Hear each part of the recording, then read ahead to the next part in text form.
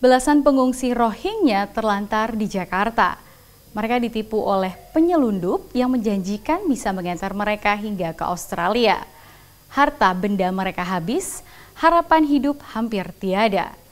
Kini mereka ditampung sementara oleh Lembaga Bantuan Hukum Jakarta. Harapan untuk hidup layak di negeri seberang berbuah jalan berliku. Bagaimana kisah mereka? Rio Rizalino dan Mahfud Effendi melaporkan. Siang itu lantai 3 kantor Lembaga Bantuan Hukum Jakarta tampak riuh. Anak-anak bermain ke sana kemari di tengah aktivitas kantor.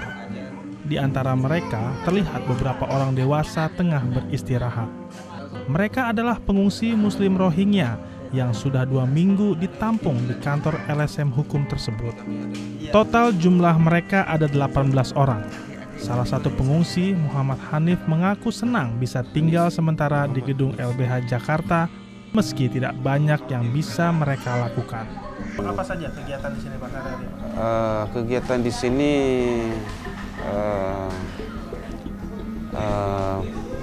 membual dengan anak-anak, dengan ibu, sholat, bersahur. Apa yang kami tidak pandai dalam segi pelajaran agama, yang mana pandai sedikit sebanyak kami kongsi pandai belajar. Sebelum sampai di Indonesia, Hanif tinggal di Malaysia selama 30 tahun lebih. Ia dibawa orang tuanya mengungsi dari Myanmar. Tak heran ia fasih berbahasa Melayu. Pendapatan kami kurang, kebebasan kami tidak ada, jadi mungkin bapak saya tidak mau menahan waktu dulu ya. Ada juga peperangan sama sendirian. Jadi sebab itu bapak saya ambil langkah yang mau ke negara lain.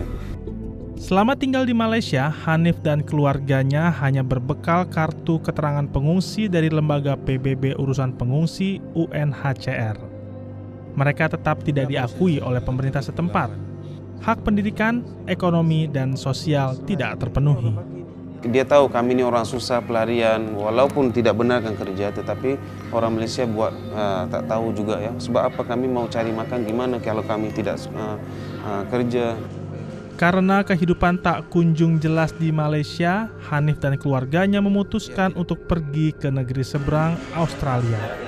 Disinilah kisah panjang belasan pengungsi Rohingya itu bermula. Kami sudah ketinggalan lama, sudah paling terlewat. Jadi macam orang daripada Myanmar, daripada Rangoon, daripada Arkan pun udah sampai di Australia. Mereka bertemu dengan seseorang yang mengaku bisa mengantarkan ke Australia. Perjalanan menuju negeri kanguru itu ditempuh melalui Indonesia. Hanif dan keluarganya lantas menyeberang ke Pulau Sumatera dari Malaysia menggunakan perahu. Dia bilang seorang kena bayar RM5.000 ya, Malaysia. Jadi saya tidak punya 5.000. Jumlah uang saya ada, satu keluarga ini cuma ada uang RM42.000 Malaysia.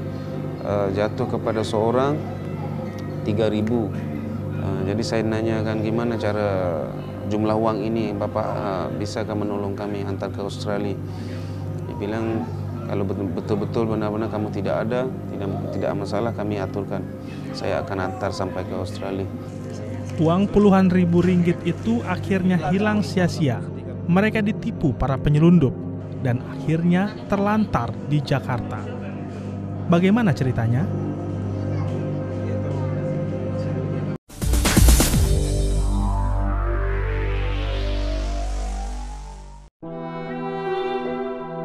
Suatu hari di bulan Februari 2013, kapal yang membawa Hanif dan belasan pengungsi Rohingya lainnya merapat di sebuah ladang sawit di Sumatera Utara. Istri Muhammad Qasim yang tengah hamil tua terpaksa melahirkan di sana. Istri saya, dia sakit. Saya nanya udah sakit perut, dia juga gimana cara mau lahir. Di sini dokternya gak ada. Jadi terpaksa juga istri saya melahir dalam kebun kelapa sawit. Rasa bingung dan takut bergejolak di kepala. Akhirnya pukul 3 pagi, Nur Saiba, anak kelima Muhammad Qasim, lahir. Ya, memang kami sedih. Sangat sedih sebab istri saya tidak pernah dapat susah seperti ini. Yang biasa semua yang lahir di Malaysia, alhamdulillah lahir di hospital. di klinik kerajaan di Malaysia. Dari ladang sawit di Sumatera Utara, mereka dibawa menuju Bogor, Jawa Barat, lalu ke Jakarta dan ditempatkan di sebuah rumah di bilangan Cengkareng. Sesampainya di sana, kepastian menyeberang ke Australia semakin buram. Terus dia orang dari Wisma Alam ini di bandara di sini terus meminta uang lagi, menambahkan uang. Kami tidak punya uang lagi. Jumlah uang ada tuh sudah habis untuk makanan kanak-kanak, yang mana untuk bayar kepada bapak di Medan semuanya sudah habis. Jadi yang terakhir ya, dia memukul adik ipar saya dengan adik seorang lagi dia pukul. Dia mau minta uang lagi, mau nambah. Hingga akhirnya ada seorang tukang sapu yang merasa iba dengan Hanif dan keluarganya. Ia lantas membantu mereka keluar dari tempat tersebut. Jadi bapak itu bilang nanti malam pagi pukul 3 ataupun pukul 2 nanti dia bawa mobil ya. Dia membawa kami keluar daripada gedung. Selepas itu saya pun sudah setuju ya, minta doa dengan Allah Subhanahu wa taala supaya kami selamat ya. Setelah itu Hanif dan belasan pengungsi Rohingya lainnya diantar ke kantor UNHCR di Jakarta. Harapan mereka untuk meminta perlindungan akhirnya pupus. Terus saya minta bantuan, Bapak tolonglah saya gimana pun, tolong bagi perlindungan sementara untuk keluarga saya. Dia bilang tidak ada. Mereka lantas terkatung-katung di Jakarta, berpindah dari satu masjid ke masjid lainnya. Hidup mereka bergantung dari belas kasihan orang-orang di sekitar. Terpaksa menahan sikap kemaluan saya. Saya terpaksa menurut terang ya, karena anak-anak kami sudah kelaparan ya. Jadi saya terus minta bantu ya, dengan pihak orang-orang di masjid itu seperti makanan ya. Kabar tentang keberadaan belasan pengungsi Rohingya yang terlantar di Jakarta akhirnya sampai ke Lembaga Bantuan Hukum Jakarta. Direktur LBH Jakarta, Febio Nesta, akhirnya mengutus orang untuk menjemput mereka. Pada saat itu pihak masjid memang sudah tidak ingin mengakomodasi mereka untuk tinggal di sana lagi, sehingga atas dasar kemanusiaan sih sebetulnya LBH Jakarta tergerak untuk membawa mereka. Hanif dan keluarganya kini bisa sejenak bernapas lega.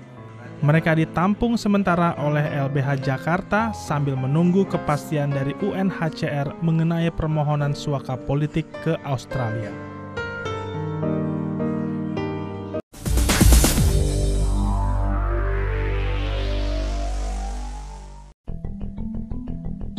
Muhammad Hanif masih berusia 3 tahun ketika dibawa orang tuanya mengungsi dari Myanmar ke negeri jiran Malaysia.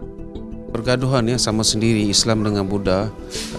Malam tidak benarkan, tidak boleh tidur dengan secara aman, sesuka hati memukul, meseksa kepada Islam.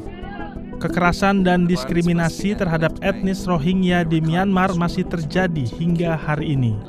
Maret lalu, sedikitnya 44 orang, kebanyakan diantaranya Muslim, tewas dalam kerusuhan di Myanmar Tengah. Haliza adalah istri Muhammad Hanif. Mereka bertemu 2 tahun lalu di Malaysia ketika Haliza mengungsi dari Myanmar.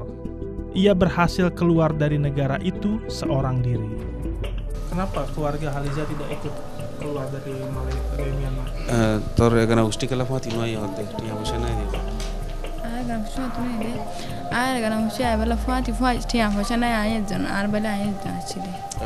Dia tidak punya uang ya, mau larikan diri perlu juga uang, jadi tidak ada uang lagi, sebab itu dia ibu dengan bapak beliau ambil keputusan supaya menyelamatkan anak-anak perempuan ini supaya dapat jagakan maruah sendiri. Hingga kini Haliza tidak pernah bertemu lagi dengan keluarganya. Ia bahkan tidak tahu bagaimana nasib mereka di sana. Sekarang sehat keluarga di sana? Baik-baik saja. Ya, tidak kena sehat dia.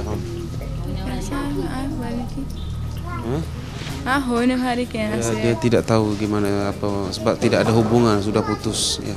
Kini harapan mereka adalah menyeberang ke negara Australia. Di sana, Hanif dan belasan pengungsi lainnya punya impian untuk mendapatkan hidup yang lebih baik.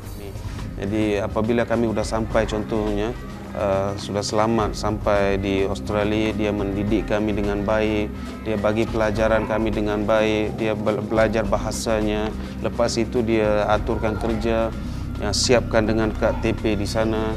Jadi kami dapat macam warga di sana ya, sudah jadi warga Australia contoh kalau sudah sampai. Tapi Hanif dan belasan pengungsi Rohingya lainnya harus menahan impian mereka untuk sesaat. Pasalnya, lembaga PBB untuk pengungsi UNHCR belum memberikan kepastian mengenai keberangkatan mereka ke Australia. Jadi sesuai dengan pertemuan kami dengan UNHCR, mereka punya mekanisme waiting period, ya, periode tunggu itu sekitar 6 bulan. Sekitar 6 bulan karena jumlah antrian. Kepastian dalam ketidakpastian. Mungkin itulah yang sedang dialami belasan pengungsi Rohingya ini. Harapan membangun kehidupan yang lebih baik di negeri seberang masih buram. Namun mereka tetap bertekad untuk mewujudkan harapan tersebut. Ada cita-citanya, kami pun ingin mau anak-anak kami mau jadi seperti polis, contohnya guru sekolah ataupun dokter, kami pun mau juga ingin. Tapi sebelum terlambat ya, jadi kami lebih baik kami memilih negara macam paling terdekat Australia mau menerima kami. Jadi